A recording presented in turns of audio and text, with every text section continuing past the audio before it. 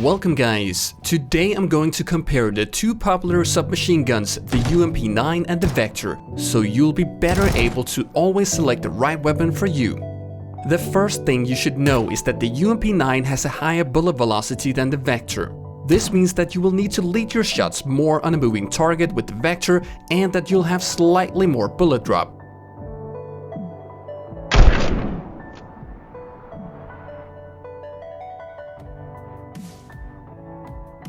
The VECTOR has much fewer bullets in a magazine, only 13 bullets in a non-extended magazine compared to the 30 of the UMP9. While this can be extended to 25 for the VECTOR and 40 for the UMP, you will still be reloading the VECTOR more often.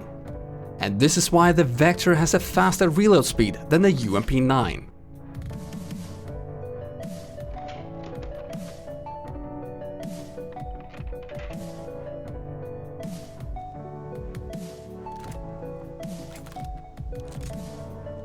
The ADS speed of the two weapons is identical, but can be increased for both guns if using a stock on the VECTOR and a thumb grip for the UMP9, but the thumb grip will give more ADS speed.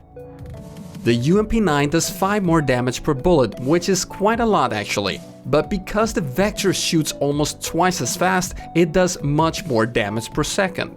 The damage per second of the VECTOR is about 50% higher. This makes the results of my time to kill calculations quite predictable, because in all simulated scenarios the VECTOR will beat the UMP9 if both players are wearing the same armor and hitting the same body parts.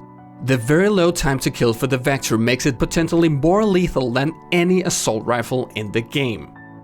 But calculations like these are very theoretical, because they assume perfect accuracy, and in PUBG accuracy is not perfect when spraying, so let's compare the handling of the two weapons. I did this by first testing the recoil of both weapons without attachments. This is the UMP9.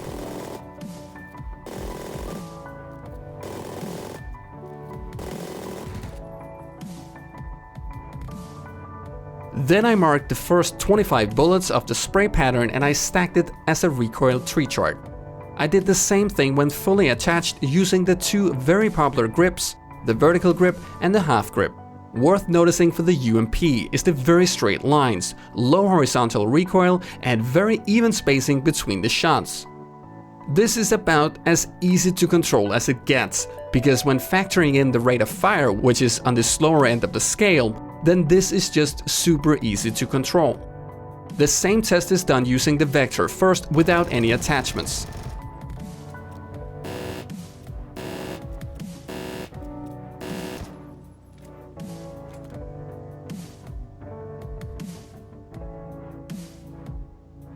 And the same test was done fully attached with the vertical grip and the half grip.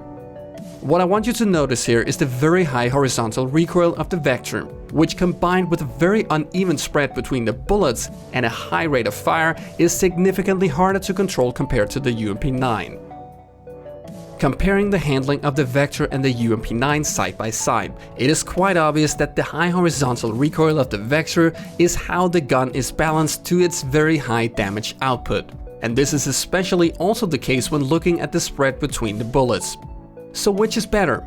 That's a question I can't answer, because they are completely different. But what I can say is that the VECTOR is superior on close range, and the further away you get from your enemy, the better the UMP9 gets when compared to the VECTOR. In my opinion, the moment you go further away than about 50 to 75 meters, I believe the UMP9 will on average win more fights. In the end, it's entirely up to you though, and I would like to hear your thoughts on this in the comments below. Will you take the VECTOR that has an incredible potential damage output and a very low time to kill, while sacrificing handling by having a very inconsistent and difficult to control recoil? Or will you go for the UMP9 that has a much lower potential damage output and a slower time to kill, but in return has an incredible accuracy and better mid-range performance? I hope you found this video helpful, and if you did, subscribe to the channel for more, and I'll see you guys next time.